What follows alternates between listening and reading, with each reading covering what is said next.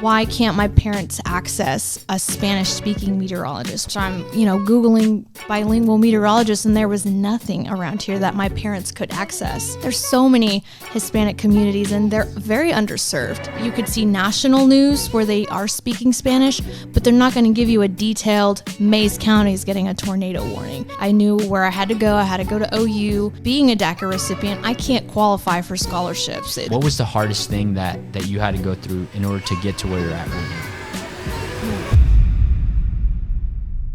Emma Landeros, welcome to the WillPower Podcast. How are you doing today? I'm doing good. Thanks for having me. So it's been a long time in the making for me to meet you. I finally met you. It all started with Mike Collier, and he came on, and the first thing, he's been on twice, but the first time that he came, we walk outside, and he goes, "You've got to meet this meteorologist at our station. He's like, you kind of remind me of her a little bit." And then he goes, "She's Hispanic," and tells me all about you. Loves you, right?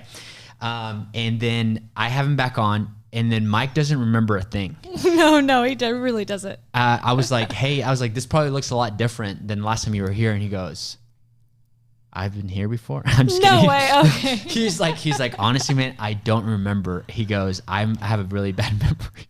He really does. I told you, he always asked for my age like 5 times on average. Like, I've worked with him for now, 2 years before he left. And it was always, "How old are you again, Emma?" And then I bring it up. He's like, "Man, I'm so old." And then he keeps bringing it up. I'm like, "Do you really forget every time?" And then second time, at that time, I think you and I connected on social media in between those times, and we had kind of talked a little bit, and then he brought you up again, and I was like, I really need to connect with her. And then I never watched the news, but in the time, I was just telling you my morning routine, and in the time that I spend with my son, sometimes I will be having my coffee, because I don't have my coffee until I get back from the gym. And then I'll be feeding him some yogurt, and then we'll watch some TV. And then, so we'll watch the Today Show or something. And then you pop up every now and then, and you popped up 3 days in a row. And I was just the first time I was like, this is my sign to reach out to her. That's your sign, yeah. But then I didn't do anything. And then the second time I was like, okay, this is really my sign. It took 3 times. But for anybody that doesn't know you, you're a meteorologist, bilingual meteorologist here in the Tulsa area, and you're really good at what you do. Thank you. Yeah, I'm the only one that's on TV for Green Country. There we go. So they do have a bilingual meteorologist in Oklahoma City, but for Northeast Oklahoma, I am the only one. So for people that are not from here, when you say Green Country, and I should know what that is, but it's basically just Eastern Oklahoma and Northeastern. So it extends from Coffeyville, Kansas, and we reach all the way down over towards McAllister. So we include all of that, and we just call it Green Country. There we go. So, and I'm not just bluffing. I have seen you, present the weather. Is that how you would say that? Yeah, sure. That works. Not only on TV, but you were just here. Yeah. But you made it. You I almost put a mic. I almost pulled a mic on you, because I was like, wait, did I see her today? Because you switched dresses. So I was just like, when was that a different day? Because a lot has happened in the hour. It really has. I feel I did a whole noon show. It just feels like I was just here. And then I did a noon show. I recorded something else, and then I came here and I changed a dress. So to me, it also feels like a brand new day. There we go. Well, so anyway, so you came and you gave a weather presentation in Spanish, which I told you, I thought your Spanish was good. Your Spanish is really good, really good. I really thought it was good, but then you presented your whole thing, and I was like, wow, she really speaks really good Spanish. So especially, one of the things that you and I have in common is that neither of us were born here. I was born in Mexico. You were born in Mexico. Yeah. Big difference, though, is I moved here whenever I was 8.5 or 9, which a lot of people think that's really young. You moved here when you were how old? 3. 3. Yes. So you would think that I would speak a lot better Spanish than you, but that's not the case. Well, okay, but to be fair, yes, I was little, 3 years old. I don't remember anything. From Mexico? From Mexico. You don't remember anything at all? No, that's so young. Do you remember what? No.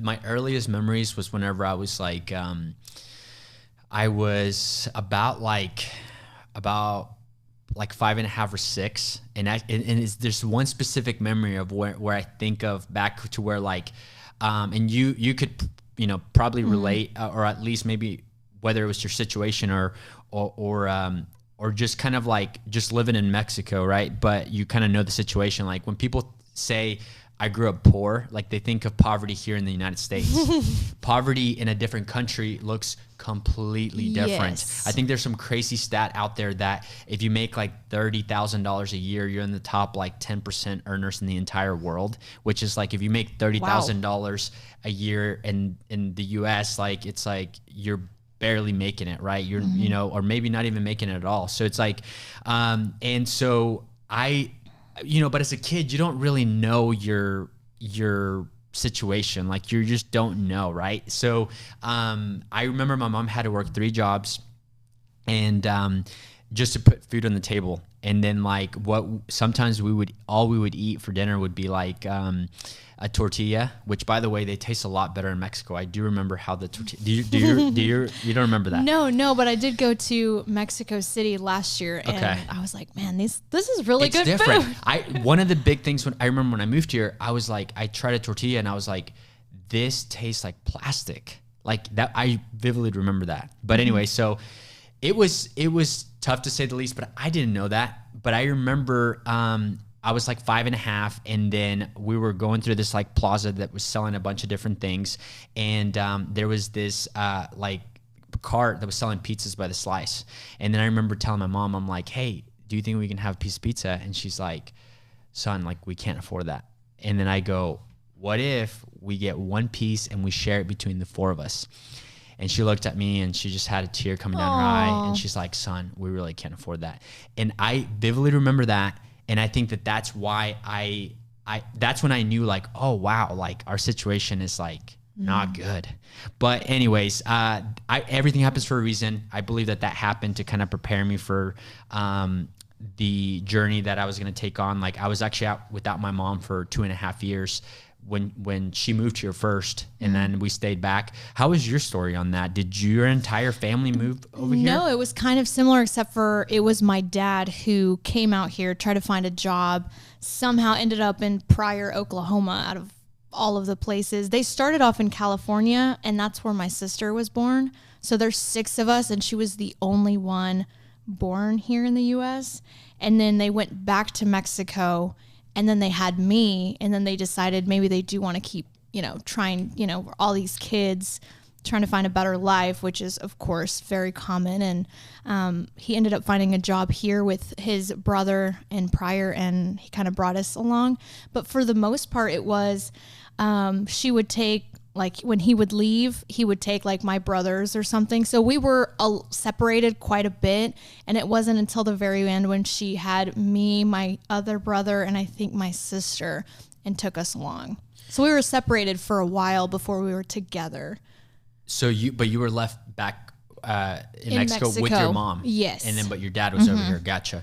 So, so that's one of the things that I did want to kind of get into, because especially somebody like you, that, I mean, I see somebody like in my position where a lot of the times people just kind of fill in the gap. And what I mean by that is if people don't know you, they just meet you and then they kind of make their own story about you, right? And more often than not, people meet me and see where I'm at in life right now, and they could never imagine like kind of how I grew up. But I would think that you probably have that, like, however many people have seen you or watch you every single morning doing the weather, and people don't know you. So they could probably think like, oh, this, girl probably, came from whatever, right? Like most likely anytime that somebody has any type of success, people always think it's like overnight success, right? Quote unquote, meaning that it was very easy for that person to get there because there's a reason why I'm not there. Because it's hard. So everybody else that's been successful, it must have been easy for them. But your situation, you said not only are you the only Hispanic meteorologist, it's a hard word for me to say. I got to say it, like slow down a little bit. And if I can't speak that good of Spanish, I got to really speak in English. But I want to kind of get a little bit into your story, because you and I have another thing in common, that not only were we not born here, but we're both DACA people. That's something that I don't ever, I've only shared on the podcast once.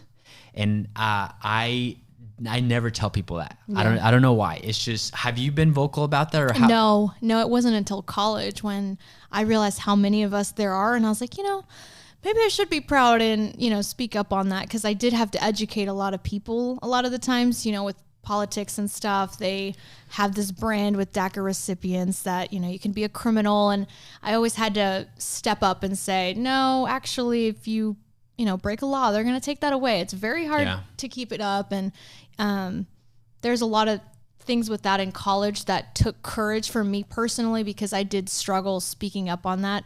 But all through school and high school, I never said anything.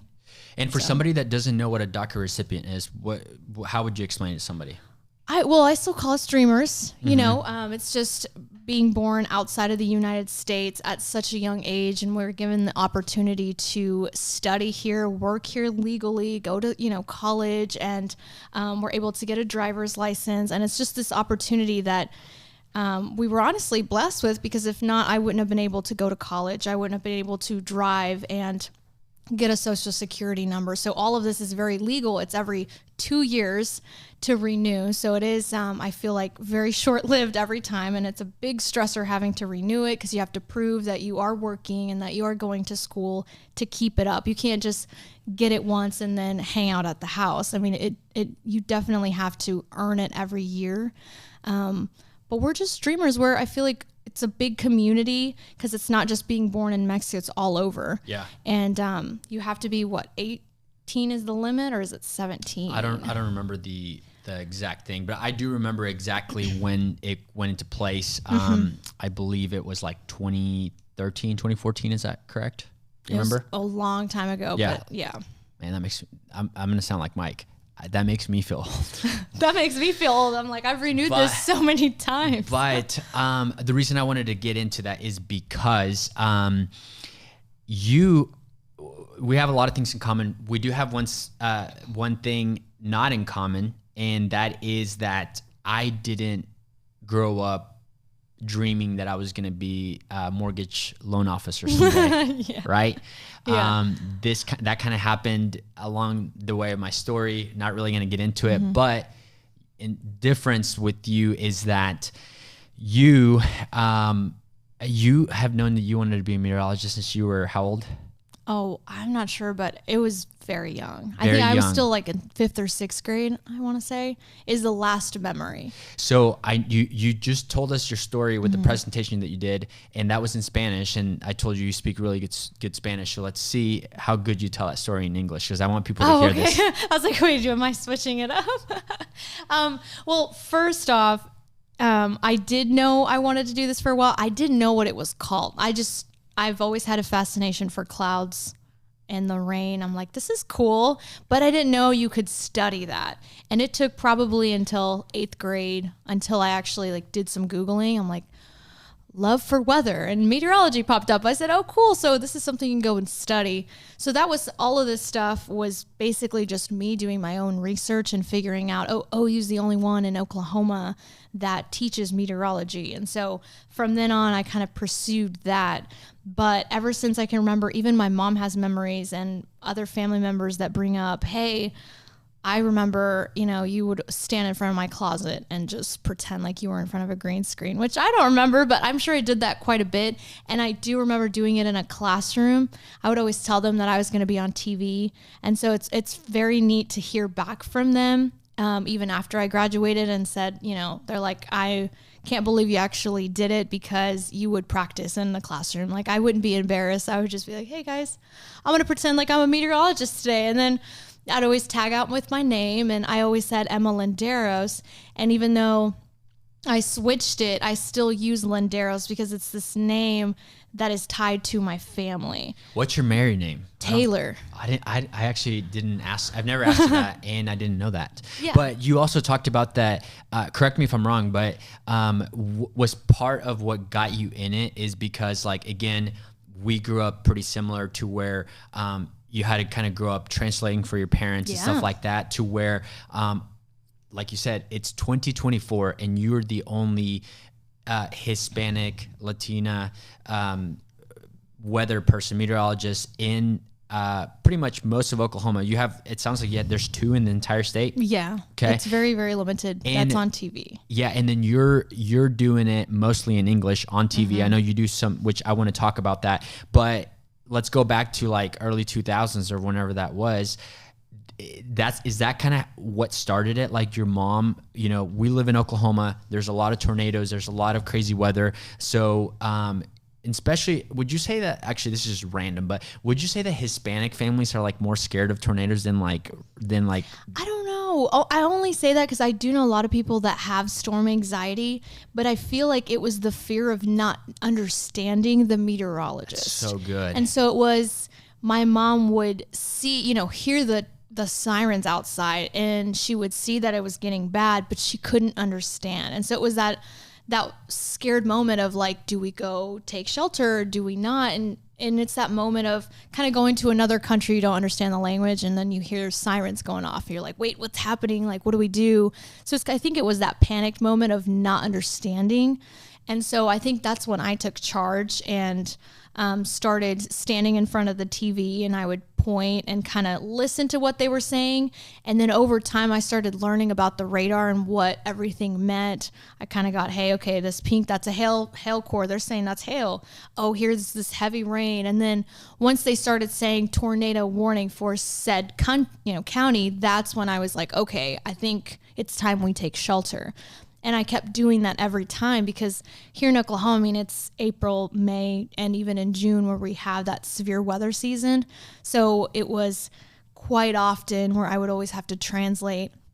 And then that's where over time I got that spark in my head because I already liked the weather, and it didn't take me until junior high to realize I could go study that because I didn't put 2 and 2 together like, hey, I should be on TV until later on when I was a little older, and I thought, why can't my parents access a Spanish-speaking meteorologist? Why am I translating? And then it also sparked the idea of why can't I also represent all of these? Because it's not just my parents, it's everybody. There's so many Hispanic communities, and they're very underserved. And so growing up, I started doing my research. I'm, Googling bilingual meteorologists, and there was nothing around here that my parents could access that was doing it locally. That's the thing. You could see national news where they are speaking Spanish, but they're not going to give you a detailed Mays County is getting a tornado warning. They're not going to get that detailed compared to somebody from here. And so I think I took that inspiration and I just kept it on all the way through high school. I knew where I had to go. I had to go to OU. So I was trying to shoot for that. But then we go back to being a DACA recipient. I can't qualify for scholarships. They've got to be private. And so it was, unfortunately, I couldn't go right into OU without being completely in debt. I couldn't qualify for certain things. And so I took a different route. I went to RSU, and then I transferred my credits to OU. So that's exactly why I wanted to bring that up and also kind of go all the way back because you've wanted to do this for so long. But to touch a little bit on what you just said, I never really thought about it like that.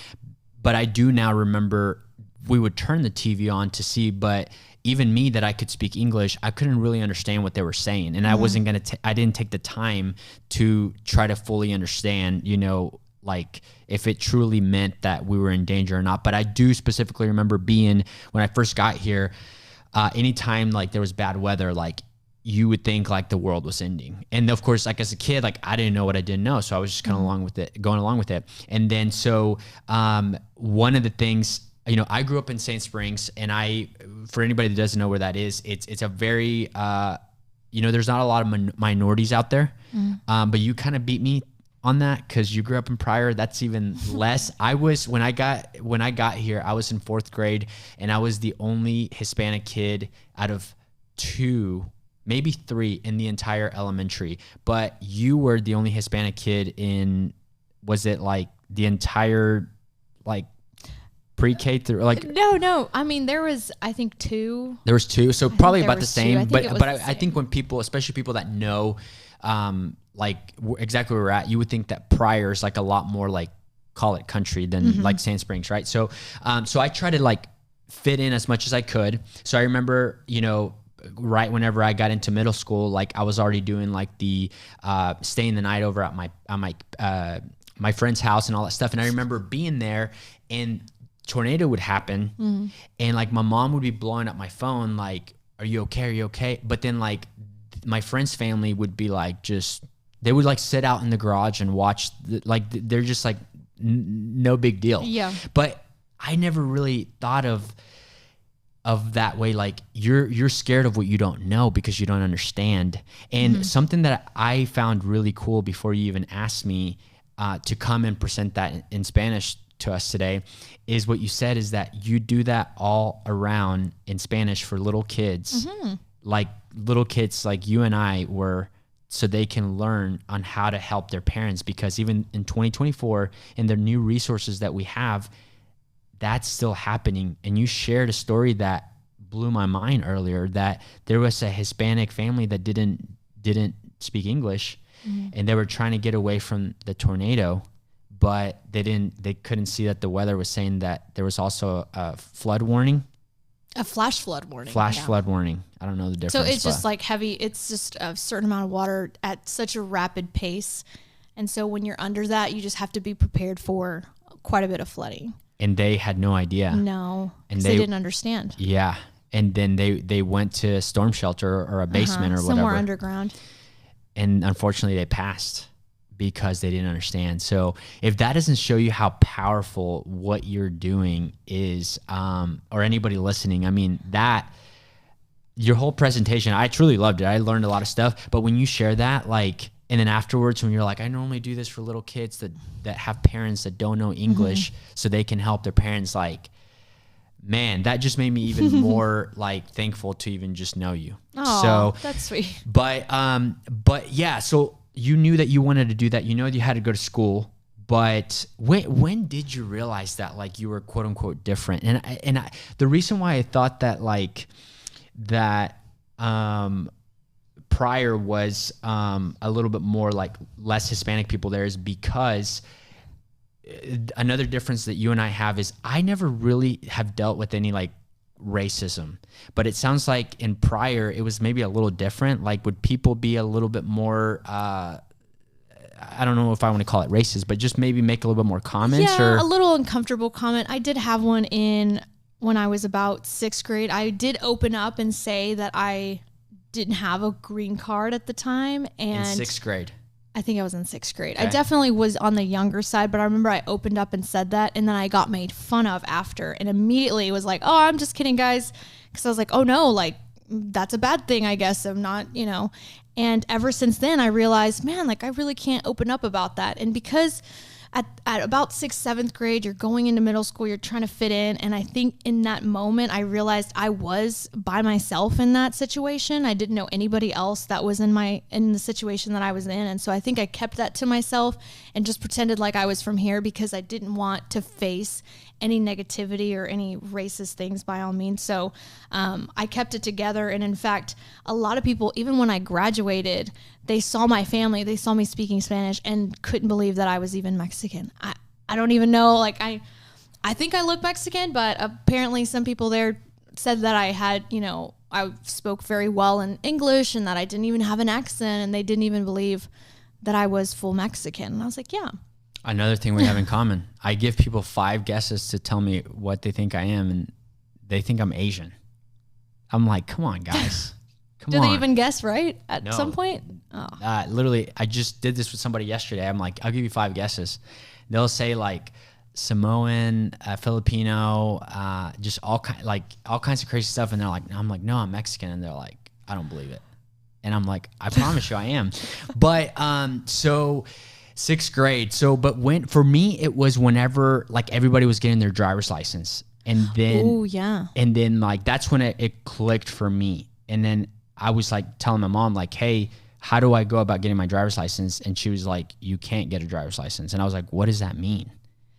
And then I remember like truly, I didn't have I did have like certain things. Like I'm always kind of looking at the future, and whatever dreams I had at the time, which I couldn't even tell you what they were, but I just remember them being shattered because like, I was just like, what? Like, what does that mean. Yeah, because at that time, everybody's going to driver's ed, and they're like, hey, are you going? And you have to pretend like, oh, no, I can't, I'm working or something, just to try to steer it off. Yeah. Thankfully for me, I did have a best friend, and she's the only one that knew about my situation, and so she would drive me every day, and we'd just go about that.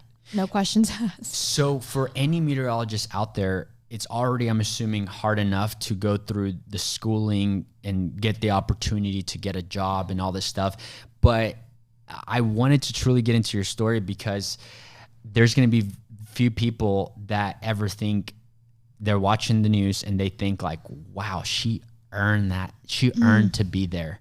And she earned to the right to honestly help other people, because what you're doing right now with helping the Hispanic community, it's incredible. Especially, I knew how great it was, but I didn't really know to what extent until just truly that presentation that you just gave. Like, I'm like, wow, like this makes sense. But you had to go through so many more obstacles than your regular person that still has to go through regular school and all that stuff. So besides that, what was the hardest thing that you had to go through in order to get to where you're at right now?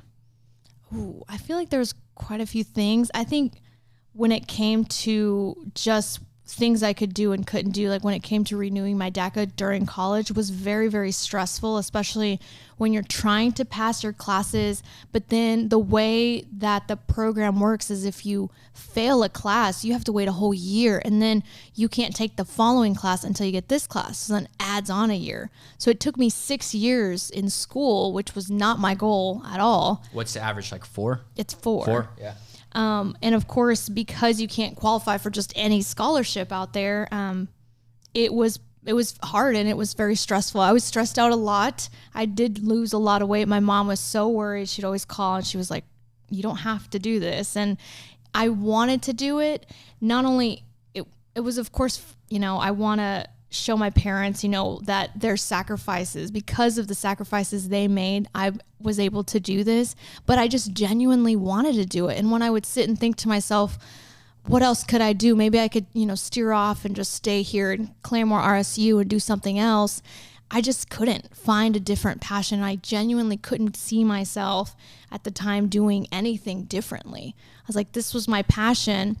Yeah, I don't have to be on TV, but I feel like that's the only way my parents would be able to access my weather, is to be on TV, versus if I was behind the scenes, inputting data or, weather. So I think it was just stress financially, but then also schoolwork was very hard. I'm not the brightest in math, and that was very, very math heavy. So I struggled. And then you don't have, because I'm the only one that attended a university in my family. So I didn't have anybody to go back on and say, hey, how did you do it? What are some tips to get some studying done? I'm struggling with this class. I didn't have anybody do that. So I did feel like I had to do it a lot myself and get myself out there and, go to tutoring. I'm like, I have no shame. Like, I need help. So it's just a matter of figuring out where, you're struggling the most and just trying to get by, because as long as you have that end goal in mind, and I think that's where I kept going, like, I'm so close, like, this is going to be so rewarding, and it is rewarding. Just to put Landeros on the TV itself meant so much to my dad, and it's honestly, it was very awesome. Cute for him. He's always recording. He's like, that's my daughter. Awesome. So I was going to ask you what kept you motivated throughout the entire time, but I think you just answered it. It's just seeing. Could you vision yourself like being on TV maybe back then when you were like a freshman struggling? Yeah, I could. And that's what kept you going. Because I didn't know where I'd end up. That's the thing with this degree and wanting to do broadcast, is you could end up, the likelihood of you ending up in your own state is very slim. And I was always told I was not going to be in Tulsa area until 4 years. So I'd have to find a lower market and try something different. Until you had 4 years of experience. At least 2 to 4 years, yeah. One of the things I wanted to talk about as well, too, is outside of all the struggles that you had and everything, is even when you, like you said, when you get to the finish line, per se, I kind of think of it as like most things, but let's say yours, for example, I think of it as a triathlon, right? Like you just get done running whatever that is. Like, let's say like a Ironman, you run like you swim a bunch and then you're like, whoa, that's exhausting. And then you're like, well, now you got to go ride 100 miles and then you're done with that. And you're like, well, now I got to go run a full marathon. And it's like, that's kind of probably how it feels with a lot of people in your shoes. That's like, okay, I overcame this whole thing of like, of, you know, not knowing what my future looked like before DACA came along. I overcame that. And then I had a trouble going through school. But now I'm done with that. I overcame that. But now it's like, am I even going to get a job like where I want, like where I'm going to be happy? And it goes all the way back to, and I'm going to bring it back full circle as we're wrapping up here, to Mike. Yeah. So when did you meet Mike? I met him when I was at RSU. So it was before I went to OU, probably I think 2018. So you were a freshman? I think I was a freshman. So right out of high school, you meet him and you met him at the mall, which by the way, right? Is that where it was? By the way, he is going to be listening to this because I'm going to send it to him because I know he's going to listen to it. So by the way, Mike, I didn't know that you were that big of a deal that you were at the mall, at the local mall, giving autographs. Yeah, it was a severe weather expo. He wasn't just hanging out there handing out autographs, to be fair. All of the stations were there. As a weather fan, the way I had that to you attend. The way that you said it, you know, as not a really weather fan, like I just pictured like, I don't know. But anyways, he gives you a card and says, hey, when you're done, and thinking maybe it's going to take you 4 years. When I go to OU. Oh, when you go to OU, when you go there, email me or whatever, right? He puts his email. And I asked you, I said, how many people do you think he did that for? And then you answered, you said, I don't think he did that for many people, which now I can probably see that. But let's say that he would have given that to at least 10 people over a 2-year, 3-year span. One of the things that when I got into the business of what I'm doing is I always try to like keep stuff like close to my chest because I'm like, I don't want people beating me. Right. And then I started kind of like showing some people like, hey, this is what I do. And then I realized that nobody was doing those things. And then now I'm to the point where like, I would literally tell everybody like exactly what I do. Right. But nobody does it. So I want to ask Mike this, guys. I haven't asked him this. When you gave her your email to email you when she got to, and you took it literally. You said, as soon as you get to. Oh, and I did. I kept that thing in a binder. I said, just wait till I go to OU because I am emailing this man. Like. So I'm like, do you, from a scale 1 through 100, like how confident, 100 being 100% confident that she was going to email you? I guarantee you that's going to be low. Because I just can't see like somebody being that passionate like you were. But tell me, when you emailed him, you literally moved into my dorm room and I emailed him that night. I said, hi. But the issue was I got the email wrong because he you didn't tell me this part. Okay, so he had put a dot, but I think it looked like a dash. Anyways, I put the email in wrong. So 2 weeks go by and I'm like, this guy did not email me back. I was so disappointed. And then I look back just to reread this email. I'm like, maybe I said something to fit. I don't know what I said. Maybe it didn't sound right. And I look and compare and it was the wrong email. And as soon as I fixed it, he emailed me back within the hour. I was so upset. I wasted 2 weeks, but I did. I moved in and immediately that was the one thing. I was like, hi, I'm at OU now. What's up? What are we doing here? Yeah. And that's when he said he was gonna try to get me in at Channel 2 for an internship. So you got the first internship that Channel 2 has ever done. I don't know, like way in the past, but to my knowledge, yes, they do not do internships. That's not very common. And so it was a very rare opportunity, but he hooked me up and I went that following year in 2019. And even then that wasn't a given that you were going to have a job there. Is that correct? No, not at all. So how was that transition? It was ups and downs. So I after that knew I really enjoyed working with them. I had such a pleasant time just at that station alone. So I was like, I definitely want to, even if I can't do it out of college, I want to earn my way back up there. And I thought it was going to take a lot longer, but I think I was very persistent. And so when I go to these school talks, I tell, the older kids, like, be persistent. Trust me, you are not annoying them. You keep emailing them. And I did. And I'd say, hey, here's my weather reel. Do you mind checking it out, giving me pointers? Or, hey, just checking in. I'm still, I'm a year away from graduating. And I kept that up because either he had connections that would help me get a good job under his recommendation, because I did trust him, or he would help me get a job there. And he kept saying, let me see what I can do. Let me see what I can do. And it was until I graduated, I thought there was an opening there. He had told me something in December, and then things changed. And I was like, don't worry about it. I'll go. I was going to go to El Paso because they had offered me a contract. And Mike was like, no, don't do it. And so I trusted him, and I didn't even question. I was like, okay, I'm not signing it. And within the month, he was like, we're trying to, come up with a spot here for you at Channel 2. Wow. So I got to do that right out of college, which was interesting because in El Paso, they were like, if you do 2 years here, we'll guarantee, you'll easily get a job in Tulsa, just not right out of college. But that would have been tough for you and your husband, especially starting a family and everything. All the way down there. Yeah. Without my family. That might've been good for me though, to better my Spanish though. Yeah. But that was actually the last thing I wanted to cover, was another thing you and I have in common. We have kid. We just had our first child. Mm-hmm. They're about the same age, right? 15 months? 2. He just turned 2. Yeah. My child, I can proudly say, is a lot more tan than your child. So that still gives me the Hispanic badge or whatever. But anyway, so question I have for you. One of the biggest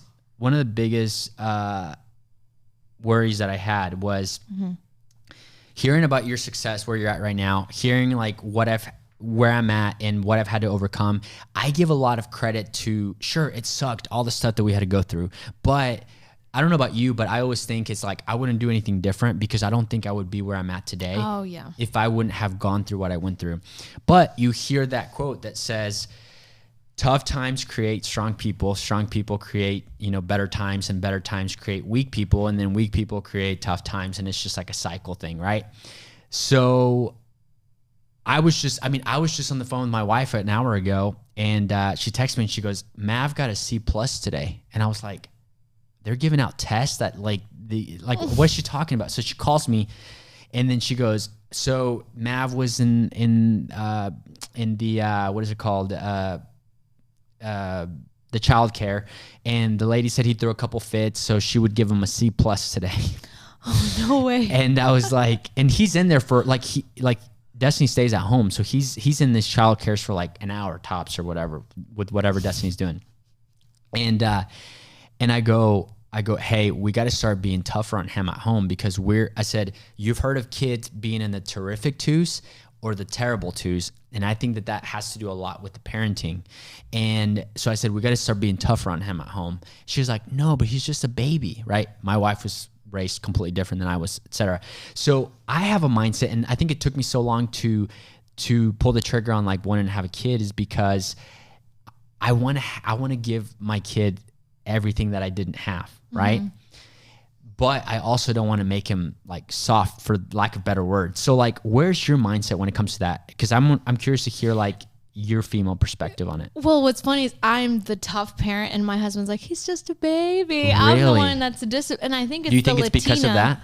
I think so, but it's just the Latina side. I can't, I do spoil him. I will be honest, because I agree. Like, I want to give him the stuff that I didn't have, and I just want him to have a fun childhood. I don't really put him on the tablet. We hang out, we play, he gets dirty.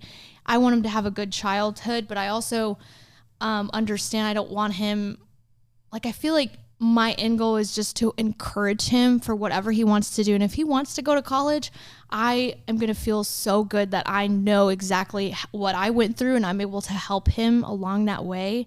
But it is tough trying to find that line. But I am definitely more of the disciplinary, like, hey, and he's going through some terrible twos right now. Man. So you're not motivating me at all right now. So it's fun. And I hear it lasts until 3. So I'm a little curious about how that's going to go compared to what we're dealing with now. But I'm more the tough mom. Give me some examples. Like, how bad is this? Because I feel like it's already kind of getting bad. I stood up. You stood up, and he starts crying. And he just starts crying. Yeah, I stood up, and he freaked. We were playing. I stood up. He just got to the point where on the weekends when I'm trying to go on like a bike ride or whatever, and he's awake, and he sees me walk out the door, he just screams. Yeah, there you go. And then it makes me feel like a horrible parent. You're just like, what did I do? It happens a lot. You're like, hey, let's change your diaper. no, he, runs off or whatever. But it's usually very small triggers and you're just like, I didn't even do nothing. And my whole family's like, did he nap today? And I'm like, he didn't nap today. So that's a big thing. He's got to take those naps. Yeah. I'm big on I'm more strict on the naps than Destiny is, but then she's always like, this is harder than it looks. And I'm like, I know, but anyways, thank you so much for coming. Yeah. So I started the podcast. This is like episode number 90 something. When I started the podcast for the first, like at least 21, I always ended it asking the person, what is the best advice that you have for somebody? And somewhere along the way, kind of lost that. And I just didn't really ask every person on there. I feel intrigued to ask you that because I kind of want to say, if you were talking to like a young William or a young Emma that were in the position that we were before we maybe got one of our breakthroughs or our second breakthrough. But of course, we're not going to have a bunch of like 10, 12-year-olds listening to this most likely. Yeah. But the reality is that there's a lot of people in their early 20s, in their late 20s, in their early 30s that are still going through that. They haven't seen their breakthrough yet, but it could be coming on the way if they keep working at it. So what would you tell somebody like that that could potentially get them through that next breakthrough? Yeah. So for starters, I was very fortunate that I already knew what I liked and what I wanted to do. And that's a rare thing. So a lot of people that are in college or planning to go to college or not even wanting to go to college, they feel very intimidated. They're kind of stressing out. They're not sure what they're going to do. If you're in your 20s, you're good. You're still fine. It's, nobody has that direct, clear path. It doesn't just come naturally to you. It's over time. You may have not hit that passion quite yet, but over time, something's going to spark and you just got to go with that. And that's kind of how it was for me. But I have met a lot of people that just feel kind of lost. And I think my biggest thing with that is just, be patient, just live your life, enjoy your life. And over time, something's going to come up. And whether you decide to pursue college or just find, a job, hey, I want to be rich. Like I want to do this. Just put that mindset in your head and just like try to, live life as if you were rich, and over time, hopefully you manifest that. That's how my sister is too. She's like, I may not be a millionaire, but, definitely got to have that mindset of hopefully in the future you can manifest that and just, keep going. I love that so much. And I think you hit something that I take for granted all the time. Another thing that you and I have in common is we love what we do. And I think that that's what makes it easier. You talk about going through college and it being tough, but you seeing the light at the end of the tunnel already, the vision of, what you are trying to do. Well, there's a lot of people that are going through, hard times but they don't really know what the breakthrough looks like. Like they're like, I don't even know what I want to do. Right. And something that I want to add to that is I never knew what I wanted to do, but at a very young age. So I played like 5 sports in high school and I loved it. But one of the things that I got like a different like high off of it was doing the fundraisers that they would do. And all of my friends would hate doing those. And I loved like selling the gold cards that they had, the pecans, the popcorn, the t-shirts, like I loved it.